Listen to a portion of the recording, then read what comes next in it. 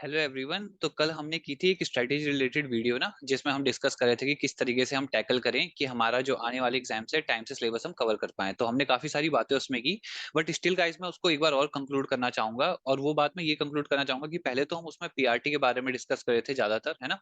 तो इसलिए मैंने कहा था आपको कि 11th 12th की जो सब्जेक्ट्स हैं वो उतने ज्यादा भी उसमें नहीं आने वाले। बट स्टिल गाइस मैंने ओवरऑल कंक्लूजन यही निकाला था ना कि देखो जितना ज्यादा आप पढ़ लो उतना अच्छा है ना। मतलब 11th 12th में बहुत सारे डाउट ऐसे क्वेश्चन आ रहे हैं कि 11th 12th हम करें कि नहीं करें। तो देखो गो थ्रू कर लोगे तो बेनिफिट रहेगा, मैं ये कहूंगा, क्योंकि यहाँ पे मना कर देना सब्जेक्ट्स को एक अच्छी चॉइस नहीं होगी। अगर आपके पास टाइम है, अगर आपको वो समझ आ रहा है, तो आप करेंगे तो बेटर ही रहेगा। क्योंकि कुछ चीजें ऐसी हैं जो आपको ट्वेल्थ, हो सकता है 12th क्लास का क्वेश्चन वहां पे आ जाए, होगा लेवल सिंपल, बट ऐसा हो सकता है कि वो 9th 10th में कवर्ड ना हो, है ना। और वो मैं किस बेसिस पे कह रहा हूँ, आपने देखा था ऐसे ऐसे चैप्टर थे जो इन्वायरमेंटल केमिस्ट्री हो गई या जो इस तरीके के चैप्टर थे, है ना। तो यही है यहाँ पे एडवांटेज कि अगर आप देखोगे तो बेनिफिट ही रहेगा। बट यही है, तो आप देखना। बाकी आज के सेशन में मैं क्या करते हैं गाइस, जनरल साइंस के कुछ क्वेश्चंस कर लेते हैं। तो 20 क्वेश्चंस फ्लैश होंगे, आप देखना करके कैसा रहता है। तो स्क्रीन शेयर करते हैं।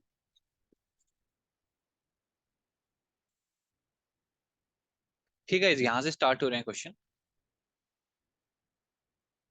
फर्स्ट क्वेश्चन है हमारे पास, the gas commonly used in anesthesia. तो मतलब एक गैस हमसे पूछी जा रही है जो कि कॉमनली किस में यूज हो रही होती है, एनेस्थीसिया में, है ना।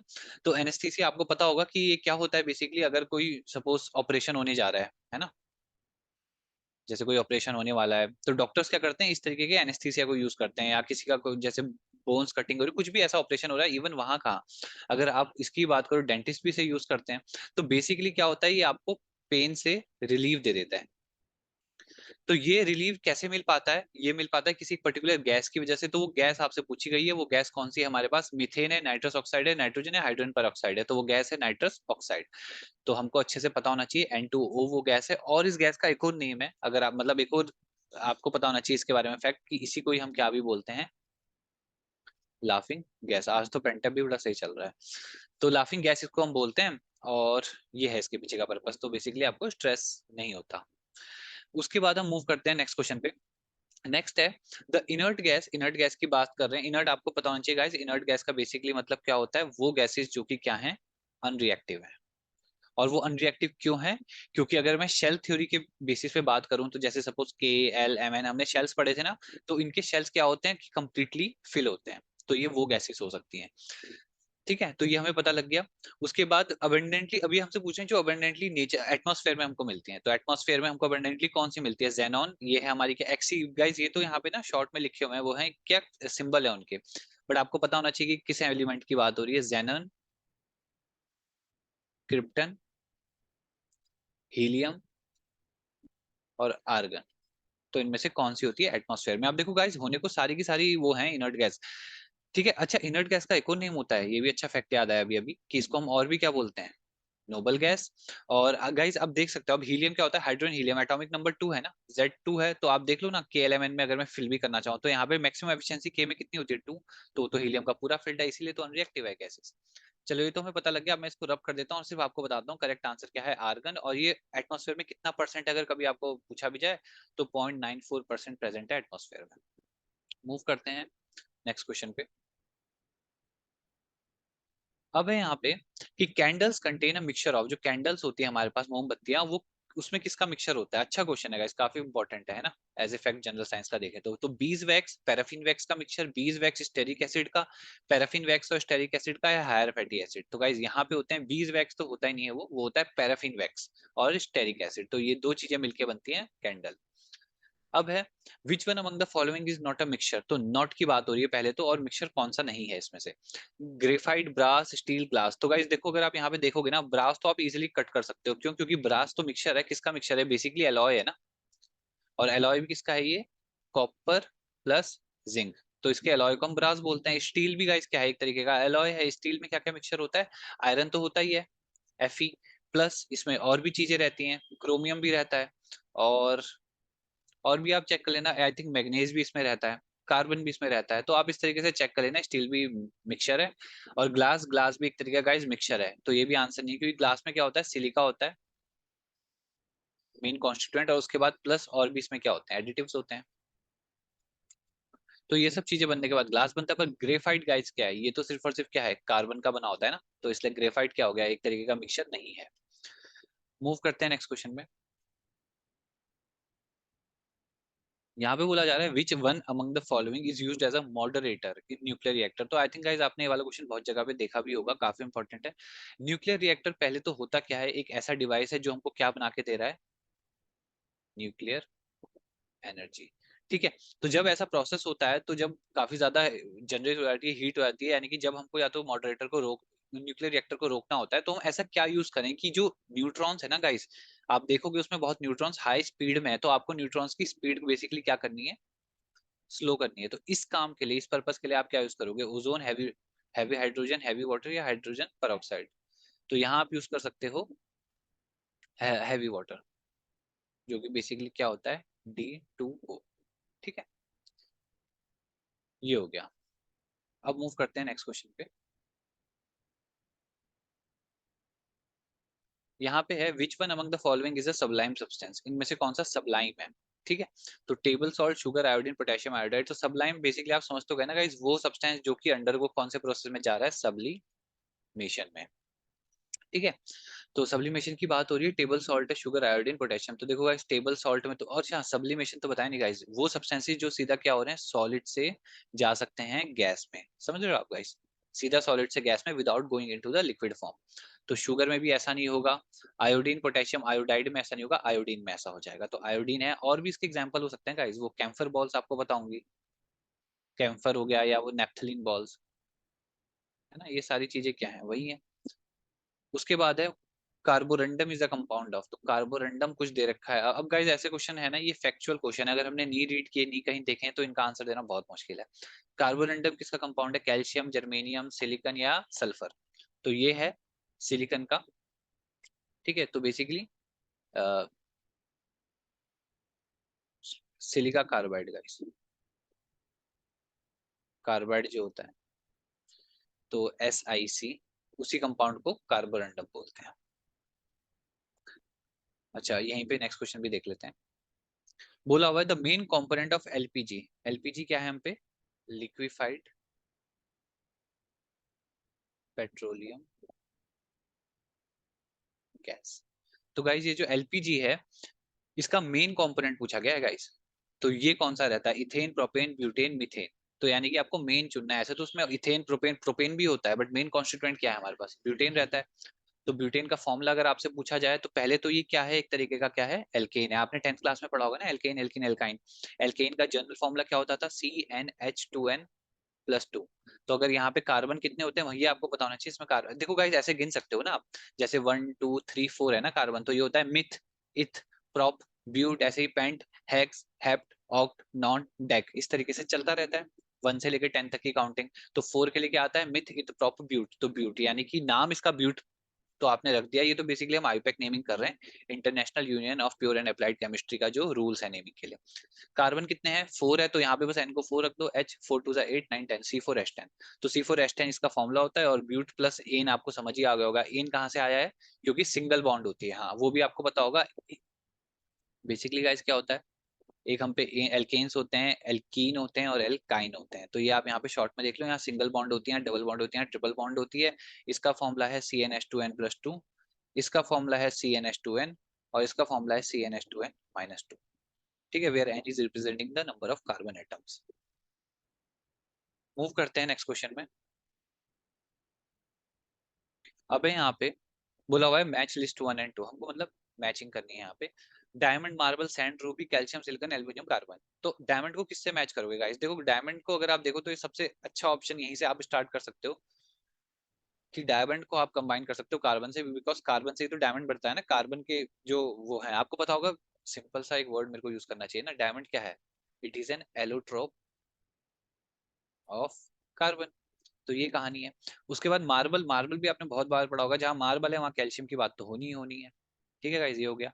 सैंड है, सैंड देखो क्या होता है ना, सैंड कनेक्ट हो जाएगा सेकंड ऑप्शन सिलिकॉन से, क्योंकि silica is the main component of a sand, या कह लो सैंड का एक बहुत बड़ा कंपोनेंट सिलिका ही होता है। तो ये ना basically building material and construction एक सब्जेक्ट होता है BM से गाइस, इंजीनियरिंग में ना, तो वहां पे खूब पढ़ेंगे इसके बारे में, वहां हम सीमेंट पढ़ते हैं, ये सब चीजें पढ़ते हैं, तो वही है ये। रूबी है, अब रूबी क्या है, एक पहले तो ये क्या चीज क्या है रूबी, आपको पता होगा ये क्या है, एक जेमस्टोन है, ठीक है। और रूबी में जो होता है वो क्या होता है, एल्यूमिनियम होता है। और यहाँ पे आप ऐसे भी देख सकते हो, एक कोरंडम करके ना कंपाउंड होता है, वो होता है, और वो बेसिकली बनता है एल्यूमिनियम, और उसको एल्यूमिनियम ऑक्साइड ही कहते हैं, वैसे वो एल्यूमिनियम ऑक्साइड है। तो इस तरीके की कुछ यहाँ पे इंफॉर्मेशन आप देख सकते हो। मूव करते हैं नेक्स्ट क्वेश्चन में, हीलियम, हीलियम की बात चल रही है। Helium is preferred to hydrogen in air balloons, very important question guys. देखो गाइस, क्वेश्चन ये बोल रहा है कि हीलियम गैस को हम यूज करते हैं ओवर हाइड्रोजन, हाइड्रोजन यूज नहीं करते बलून्स को फिल करने में, जो कि वो उड़ते हैं फिर, है ना। तो हाइड्रोजन क्यों यूज करते हैं, क्यों, क्योंकि हीलियम सस्ती है, कम डेंस है, या उसकी पावर ज्यादा है लिफ्ट करने की बलून को, या वो डज नो, या वो एक्सप्लोसिव नहीं बना रही, एक्सप्लोसिव मिक्सचर नहीं बना रही एयर के साथ। तो option D would be correct, क्यों, क्योंकि गाइस अगर आप हाइड्रोजन की बात करो ना, तो hydrogen is highly combustible, you can say that, यानी कि जैसे ये एयर के साथ मिक्स होगी ना, तो ये करेगी क्या, एक एक्सप्लोजन। और इसको पता है एक जगह से और आप प्रूव कर सकते हो, अगर आपको ये याद हो, ये चीज आपने बहुत बार सुनी तो होगी, पॉपअप साउंड टेस्ट। तो पॉपअप साउंड टेस्ट आपको याद है, यहाँ पे टेस्ट किसके लिए होता था, यहाँ पे बेसिकली जब आप कोई एक्सपेरिमेंट करते थे, कोई रिएक्शन करते थे, तो एक डिलीवरी ट्यूब से गैस आ रही होती थी। जैसे ही आप एक बर्निंग मैच स्टिक उसके सामने लाते थे, तो एक पॉप की आवाज आती थी, तो वो एक छोटा सा एक्सप्लोजन था। तो सोचो अगर वो लार्ज अमाउंट पे गैस हो तो कितना बड़ा एक्सप्लोजन हो सकता है। इसलिए हम हीलियम को यूज करते हैं, क्योंकि जैसे ही बलून, बेसिकली हुआ क्या, एक बलून है, ठीक है, इसके अंदर मैंने भर दी हाइड्रोजन गैस, ठीक है, H2 गैस मैंने यहाँ भर दी। अब जैसे ये फटेगा तो हाइड्रोजन गैस किसके कांटेक्ट में आएगी, एयर के, तो यहाँ पे क्या होगा, एक्सप्लोजन होगा। तो अगर ये हवा में ऊपर जाके हो रहा है तब तो हमें उतना प्रॉब्लम नहीं है। मान लो ना, आप किसी ने अपनी शॉप में, अगर आप देख लो डेंजर, देखो इसका क्या है, किसी की शॉप है बलून्स की, उसने क्या कर रखा है, बहुत सारे यहाँ पे बलून है ना, बहुत सारे बलून है, उसने सब में हाइड्रोजन भरी है, बट किसी दिन कुछ गलती से ऐसा हो गया, कुछ गर्मी पड़ गई, कुछ चुभ गया और बलून फट गए, एक फटा, दूसरा फटा, सारे फटे, तो कितना बड़ा धमाका हो जाएगा, वो तो पूरा वहां बॉम्ब ब्लास्ट वाला केस बन गया है। ठीक है गाइस, मूव करते हैं आगे। यहाँ पे बोला हुआ है, इंडियन गैस जो होती है ना, आपने इंडियन गैस किसका मिक्सचर है, इंडियन आपने सुना होगा, जो इसके तो सिलेंडर आते हैं हमारे इतने सारे सिलेंडर, मतलब दो ही तो गैस फेमस है गाइस, एक भारत की और एक इंडियन। तो अब ये है, अब यहाँ पे पूछ रहे हैं किसका मिक्सचर है, butane hydrogen, butane oxygen, butane propane, methane oxygen. तो गाइस सबसे पहले तो आपको समझना पड़ेगा जो गैस इसके अंदर है वो कौन सी है, एलपीजी है। और जहां एलपीजी आ गई तो वो किसका मिक्सचर है, ब्यूटेन प्रोपेन का।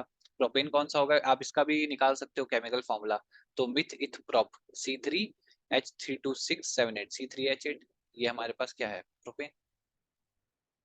अब which compound is used in sedative, में कौन से कंपाउंड होते हैं, पहले तो सिडेटिव क्या होते हैं, कुछ ऐसे ड्रग्स हैं जो कि आपको स्लीपिंग में हेल्प करते हैं, ठीक है। तो वो है पोटेशियम ब्रोमाइड है, कैल्शियम क्लोराइड है, इथाइल अल्कोहल है, फोस्फोरस ट्राइक्लोराइड। तो ये है आपका पोटेशियम ब्रोमाइड, बोले तो KBr, इसका फॉर्मूला हो गया, क्योंकि Br माइनस है, K प्लस है, दोनों में वन वन वैलेंसी है। अच्छा, अब आगे बढ़ते हैं, नेक्स्ट क्वेश्चन।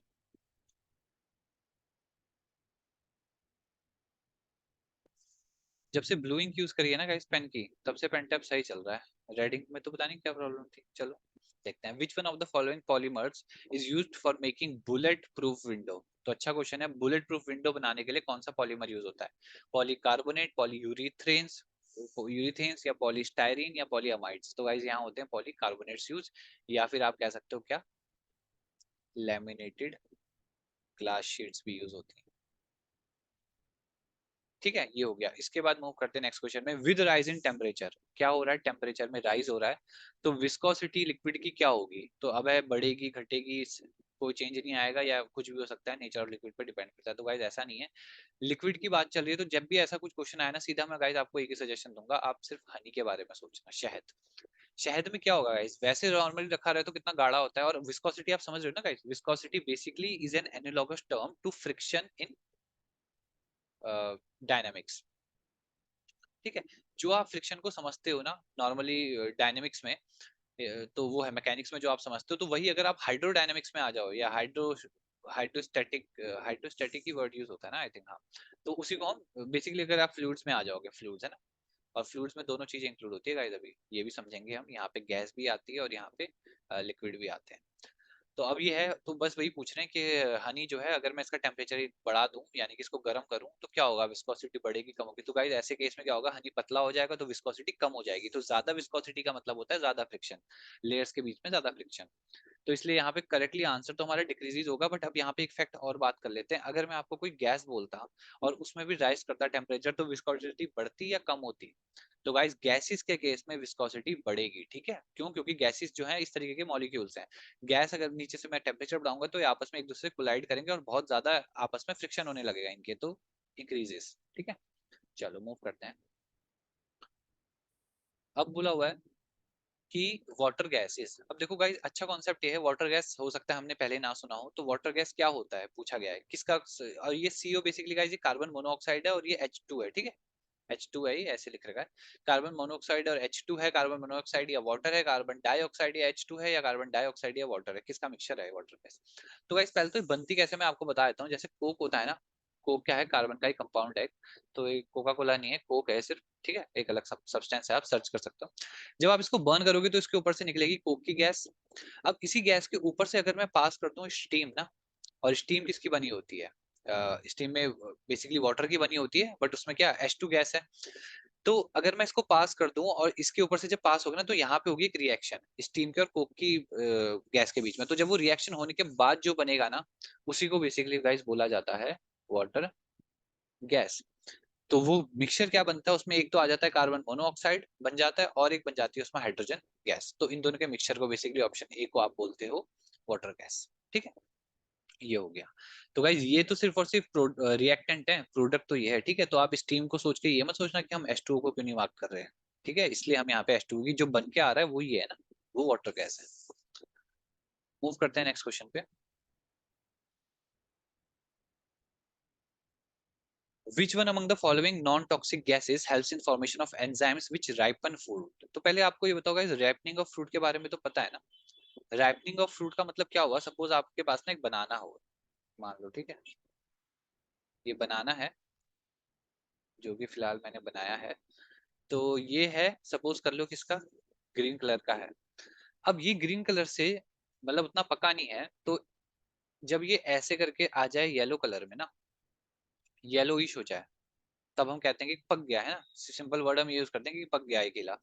तो ये जब पक जाता है तब टेस्टी भी हो सकता है, और ज्यादा क्या होता है, पेल्पिटेशन भी हो जाएगा इसका, ठीक है? तो ऐसा प्रोसेस करने के लिए जो हमको कुछ भी हम यूज करेंगे उसको हम बेसिकली इसी को बोलते हैं राइपनिंग ऑफ फ्रूट होना।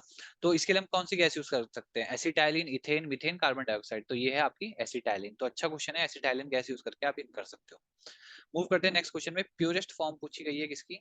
कार्बन की। कार्बन की purest form, charcoal, Coke, fluorine, carbon black. तो गाइस देखो फ्लोरीन हो जाएगी प्योरेस्ट फॉर्म, क्योंकि एक तो बहुत स्टेबल है और बहुत ही स्मूथ चेन बनती है कार्बन की फ्लोरीन के स्ट्रक्चर में। तो आप देख सकते हो इसके बारे में। नेक्स्ट क्वेश्चन है, बोला गया है रेडॉन क्या है? Inert gas, artificial fibre, explosive metal. तो रेडॉन क्या है बेसिकली गाइस? ये एक इनर्ट गैस है या अनरिएक्टिव गैस है या फिर नोबल गैस है। अच्छा इसका क्या है एटॉमिक नंबर, क्या है Z? ये भी हमको पता होना चाहिए, ये है 86। 86 नंबर पे पीरियोडिक टेबल पे हमको रेडॉन गैस मिल जाएगी, ठीक? अब मूव करते हैं नेक्स्ट क्वेश्चन पे। रेडियो एक्टिव सब्सटेंस क्या एमिट करते हैं? जो रेडियो एक्टिव सब्सटेंस होते हैं वो एमिट क्या करते हैं? Alpha rays, beta rays, gamma rays, या सारे पार्टिकल? तो गाइस वो सारे ही पार्टिकल को एमिट करते हैं रेडियो एक्टिव सब्सटेंस। अब है रेडियो एक्टिव डेटिंग। बड़ा अच्छा क्वेश्चन है। ये टेक्निक है जो कि यूज होती है क्या मेजर करने में? रॉक की एज, कॉम्पोजिशन रॉक की, कलर रॉक का, वेट रॉक की। तो गाइज ये होती है एज ऑफ रॉक पता करने, क्योंकि कोई पत्थर कितना पुराना है वो पता करने के लिए आप उसकी रेडियो एक्टिव डेटिंग यूज करोगे। इसी के अंदर आप काफी सारे हाफ लाइफ मेथड के बारे में पढ़ोगे, बट ये हाफ लाइफ के बारे में ज्यादा डिटेल हमारी हायर केमिस्ट्री में 11th 12th में है ना। बट फिलहाल हमें पता लग गया जो मेन बात थी। अब है, तो गाइज यही था लास्ट क्वेश्चन। तो आई होप आपको भी ये 20 क्वेश्चन अच्छे लगे होंगे और कुछ नया सीखने को मिला होगा। तो आराम से आप इसको देखना। और यही है, इस तरीके से बाकी हम करते हैं किसी और सेशन किसी और टॉपिक पे। तो फिलहाल तो हमारा एक तरीके से GS प्रिपेयर हो गया यहाँ पे। और कुछ पॉइंट होगा तो आप बताना। फिलहाल इसको यहीं पे एंड करते हैं। तब तक के लिए वीडियो अच्छा लगा हो तो लाइक करना, चैनल पे नए हो तो सब्सक्राइब करना। बाकी मिलते हैं जल्दी दूसरे सेशन में, तब तक के लिए बाय।